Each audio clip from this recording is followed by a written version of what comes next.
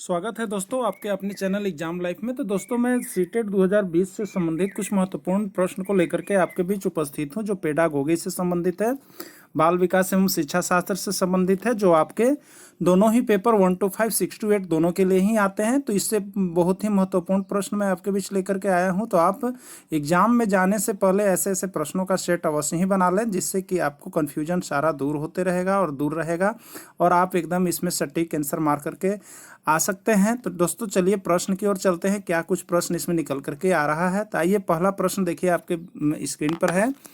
पहला प्रश्न है कि इनमें से कौन सा कारक अधिगम को अभिप्रेरित करने वाला है। तो आप लोग जानते हैं अधिगम का यहाँ पर जो टॉपिक होता है, तो अधिगम को कौन अभिप्रेरित करता है। तो अधिगम जो हम लोग करते हैं वो तभी सक्सेस होता है, सफल होता है, जब आप जो भी अधिगम आप कर रहे हो उसमें संतुष्टि प्राप्त होती है। तो आइए इसमें 4 ऑप्शन आपको दिए गए हैं। वाह्य कारक सही होगा, विफलता से बचने के लिए प्रेरणा होगा, कि लक्ष्य को प्राप्त करने पर व्यक्तिगत संतुष्टि होगी, या उपर्युक्त में से कोई नहीं। तो आप यहाँ पर देख रहे हो एक ऑप्शन आया है कि लक्ष्य को प्राप्त करने पर व्यक्तिगत संतुष्टि, जो कि आपका सही ऑप्शन है। कि अधिगम वही सही माना जाता है कि जो आपने लक्ष्य लिया, अगर उस लक्ष्य को प्राप्त करने पर, आपने जो काम किया उसको करने पर यदि संतुष्टि होती है, तो वो आपका अधिगम सही होता है। इसलिए इसका ऑप्शन जो है वो 3rd सही होगा। आपने भी कर लिया होगा। चलिए नेक्स्ट प्रश्न देखते हैं।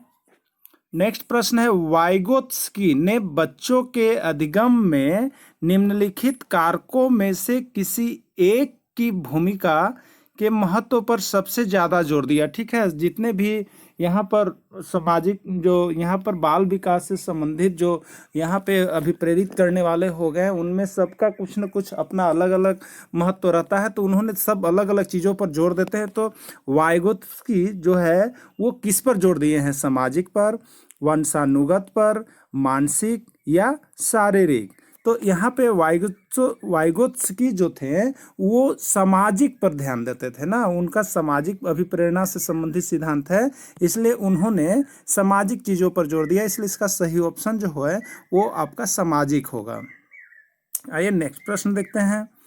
बुद्धि लब्धि परीक्षण में 16 साल के एक बच्चे का स्कोर 75 है, उसकी मानसिक आयु कितनी होगी। तो फ्रेंड्स मैं आपको बता दूं, यह प्रश्न बहुत ही इंपॉर्टेंट है आपके लिए, क्योंकि यह प्रश्न एक न एक आपका जो है पेडागोगी से आता ही है। तो आइए, इस बहुत ही आसान प्रश्न है, आइए इसको बनाते हैं। ठीक है, तो देखिए 16 साल का एक बच्चा है, तो आपको बुद्धि लब्धि का सूत्र याद होना चाहिए।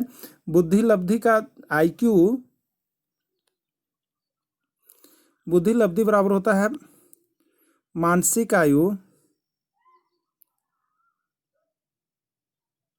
वास्तविक मानसिक आयु बट्टे वास्तविक आयु इंटू 100। ठीक है, ये होता है आपका। तो यहाँ पर बुद्धि लब्धि कितना है आपका, 75 है, तो 75 हो जाएगा। और यहाँ पर बुद्धि लब्धि बराबर हो गया 75, आपका स्कोर 75 है, तो 75 बराबर हो जाएगा मानसिक आयु, ठीक है, बट्टे वास्तविक आयु। तो उसकी मानसिक आयु पूछ रहा है आपका, तो मानसिक आयु ऊपर रहेगा, इसी तरह से छोड़ दे रहे हैं, बट्टे वास्तविक आयु। वास्तविक आयु कितना है आपका, 16 है, और इंटू कितना हो जाएगा, 100 हो जाएगा। ठीक है, तो हो जाएगा 75 गुने 100 बट्टा 16। ठीक है, तो आप यहाँ पर देखिएगा 75 गुने, ये 16 इधर जाएगा, 16 इधर गया, तो 75 गुने यहाँ पर गलती हो रहा है, 16 होगा, और नीचे क्या हो गया आपका 100 हो गया। तो 25 तिया यहाँ पर क्या हो गया आपका, 25 तिया 75 हो गया, और 25 चौके 100 हो गया, और 4 से देखिएगा तो 4 चौके 16 हो गया, यानी 3 चौके 12, कितना होगा 12, यानी उसका उम्र कितना होगा 12 वर्ष होगा। तो इस प्रश्न को आप इस तरह से यहाँ पर बना सकते हो। इस तरह का प्रश्न बार बार आते हैं, तो मैंने आपको यहाँ बना करके दिखलाया है, आप एक बार अवश्य बना लेंगे। तो मैं इस पर अलग से आपको एक टॉपिक डाल दूंगा बुद्धि लब्धि पर, जो कि आप प्रश्न को हमेशा सोल्व कर सकते हो। तो चलिए चलते हैं नेक्स्ट प्रश्न की ओर। निम्नलिखित में कौन सा विकल्प विद्यालय आधारित मूल्यांकन के आधार पर सही है। मैंने विद्यालय में जो मूल्यांकन किया जाता है उसके आधार पर कौन सा सही है। राष्ट्रीय मानकों को प्राप्त करने में बाधक है, ये तो गलत है, क्योंकि राष्ट्रीय मानक को प्राप्त करने में बाधक नहीं है, यह सहयोग करता है। सभी विद्यार्थियों को निदान के माध्यम से और अधिक जानने में मदद करता है, ये तो सही है। यही मूल्यांकन के आधार पर सही प्रश्न है आपका, हम यही सही प्रश्न हो जाएगा। क्योंकि क्या होता है कि सभी विद्यार्थियों को निदान यह कर देता है, कौन? विद्यालय। शिक्षा बोर्डों की जवाबदेही कम कर देती है, नहीं, जवाबदेही तो है ही, ये नहीं होगा, इनमें से कोई नहीं, यानी आपका ऑप्शन जो है वह 2 होगा। ठीक है, कौन सा होगा? 2। नेक्स्ट प्रश्न आप देख लेंगे, बच्चे कैसे सीख सकते हैं, निम्न में से कौन सा विकल्प इस संबंध में सत्य नहीं है। ठीक है, इसमें ये देखिए फ्रेंड्स, इस तरह का जो प्रश्न आता नहीं वाला, वो बहुत कंफ्यूजन में आपको डालता है, बहुत लोगों की गलती होती है। आपको लगता है अगर जल्दीबाजी में आप बनाते हैं तो आपको लगता है कि हमने सही बना दिया, लेकिन इसमें पेडागोगी ऐसा चीज़ है जो आपको हर यहाँ पर ऑप्शन को देखने पड़ते हैं, समझने पड़ते हैं। कह रहा है कि बच्चे कैसे सीख सकते हैं, निम्नलिखित में कौन सा विकल्प संबंध में सत्य नहीं है। ठीक है, सत्य नहीं है, याद रखना है। तो जो सत्य होगा उसको हटाते जाइएगा, और जो लगेगा कि गलत है उसको आप लीजिएगा। बच्चे कई तरीकों से सीख सकते हैं, तो एकदम सही चीज़ है कि बच्चा कई तरीकों से सीखता है, वो खेल के, हंस के, चल के, घूम के, किसी भी तरीके से।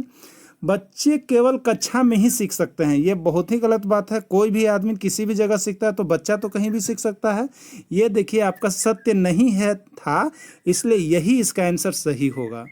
सत्य नहीं है, तो ये सत्य है, आपको टॉपिक लग रहा है कि यह सत्य है कि बच्चे केवल कक्षा में ही सीखते हैं, नहीं, तो इसलिए यह सत्य नहीं है। इससे आगे और देख लेते हैं, बच्चे सीखने के लिए स्वाभाविक रूप से प्रेरित होते हैं, एकदम सही बात है, कोई भी बच्चा सीखने के लिए प्रेरित होता है। बच्चे तब सीखते हैं जब वे संज्ञानात्मक रूप से तैयार होते हैं, यह सही बात है। तो इसमें सत्य नहीं पूछा था, तो सत्य कौन सा नहीं हुआ? तो बच्चे केवल कक्षा में सीख सकते हैं, यह सत्य नहीं है। बच्चे कहीं भी और किसी भी समय सीख सकते हैं। आइए नेक्स्ट प्रश्न देखते हैं, निम्नलिखित में से कौन सा सूक्ष्म गतिक कौशल का उदाहरण है। देखिए यहाँ पर जो भी हम काम करते हैं वो सभी गतिक का उदाहरण है, सभी में गति होती है, लेकिन किसी में गति ज़्यादा होती है और किसी में गति कम होती है। तो यहाँ पर पूछ रहा है सूक्ष्म गतिक, मैंने गतिक तो है लेकिन कम होती है, वो कौन सा कौशल का यहाँ पर उदाहरण था। देखिए इसमें 4 ऑप्शन है, कूदना, इसमें तो सबसे ज़्यादा गति होती है, लिखना, इसमें कम गति है, दौड़ना, इसमें और ज़्यादा है, चढ़ना, इसमें और ज़्यादा है। यानी सूक्ष्म गति कौशल का उदाहरण कौन होगा? तो लिखना होगा। लिखना में जो है गति है, लेकिन कोई ज़्यादा जरूरी नहीं होता है, ज़्यादा गति इसमें नहीं होती है।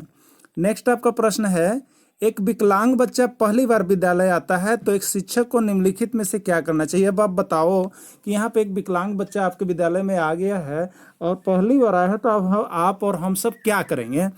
तो पहला यहाँ दे रहा है कि उसकी विकलांगता के अनुसार उसे एक विशेष स्कूल भेजना चाहिए। तो ये तो आप लोग पढ़ लिए हैं कि अभी किसी को अलग विद्यालय में नहीं भेजना है, सबको एक ही विद्यालय में क्या करना है, मिला करके आपको पढ़ाना है। तो ये आपका नहीं है। अन्य छात्रों से दूर रखना चाहिए, किसी को भी अलग नहीं रखना है। सबसे पहले एक प्रवेश परीक्षा का संचालन करना चाहिए, तो ये सब कुछ भी नहीं है। एडमिशन के लिए आपको संचालन परीक्षा का नहीं करना है। नेक्स्ट आपका सहयोगी योजना विकसित करने के लिए बच्चे और अभिभावक के साथ चर्चा करनी चाहिए। ये सही ऑप्शन है आपका कि सहयोगी योजना उसके प्रति होनी चाहिए और उसको सभी बच्चों में और उसके अभिभावक के बीच क्या करनी चाहिए, चर्चा करनी चाहिए, जिससे उसका क्या होके तो मनोबल और विकास का भाव ऊपर उठे। नेक्स्ट आपका प्रश्न है, 2 शिक्षार्थी जो है भाषा सीख रहे हैं, एक शिक्षार्थी अपनी मातृभाषा में सीख रहा है, दूसरा शिक्षार्थी उसी भाषा की दूसरी भाषा के रूप में सीख रहा है।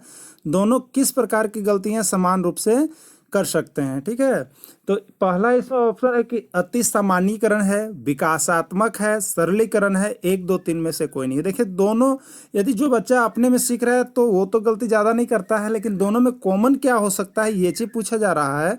तो दोनों में कॉमन वो विकासात्मक रूप से होता है। ठीक है, क्या होता है कि विकासात्मक रूप से वो पता नहीं कर पाता है कि कौन सही कौन गलत है, इसलिए दोनों भाषा में आनी चाहिए। तो ये विकासात्मक इसका सही ऑप्शन आपका है। नेक्स्ट है, निम्नलिखित विकल्पों में कौन सा विकल्प एक बच्चे की सामाजिक मनोवैज्ञानिक आवश्यकताओं से संबंधित है। ठीक है, सामाजिक मनोवैज्ञानिक आवश्यकताओं से संबंधित है। उन्हें संगति की आवश्यकता होती है, यह सही ऑप्शन है, संगति सभी को चाहिए। यहाँ पर से संबंधित नहीं है पूछा गया, ठीक से देखेंगे, संबंधित नहीं है, तो संगति की आवश्यकता ये संबंधित है। प्रशंसा या सामाजिक अनुमोदन की आवश्यकता, ये भी सही है। भावनात्मक सुरक्षा की आवश्यकता है, ये भी सही है। नियमित रूप से शरीर से अपशिष्ट पदार्थों का निकलना, ये सामाजिक रूप से सही नहीं है। जो आपसे पूछा गया है कि कौन इसमें सही नहीं है, तो नियमित रूप से शरीर से अपशिष्ट पदार्थों का बाहर निकलना, ये सही नहीं है। यानी आपका जो आंसर है वो 4 है। तो फ्रेंड्स, इस तरह से आपने बाल विकास का यहाँ पे 10 प्रश्न को आपने देखा। तो आप अब यहाँ पर अनुभव कर सकते हैं कि आपने कितने प्रश्न को लगभग सही किया। तो आप फ्रेंड्स इस तरह से हर टॉपिक्स, जो महत्वपूर्ण प्रश्न जो अभी सीटेट 2020 की जो परीक्षा होने वाली है, आप इस तरह के प्रश्न को बनाएंगे और अपने आकलन करेंगे कि कितना सही है। क्योंकि आपका पेडागोगी जो है वह 30 मार्क्स का आता है और दोनों ही पेपर में आते हैं 1 to 5 और 6 to 8। तो आप इस तरह से ऐसे ही महत्वपूर्ण प्रश्नों को बनाएंगे। मैं आपके साथ हमेशा जुड़ा हुआ रहूंगा। आपका मित्र, आपका दोस्त, शिक्षक रणधीर कुमार मिश्रा आपके साथ उपस्थित है सीटेट की तैयारी, ऑल स्टेट की तैयारी कराने के लिए। तो चलिए चलते हैं नेक्स्ट वीडियो में, फिर आपसे मिलेंगे। Thanks for watching this video. Next video में फिर आपके साथ मिलेंगे। तब तक के लिए जय हिंद, जय भारत।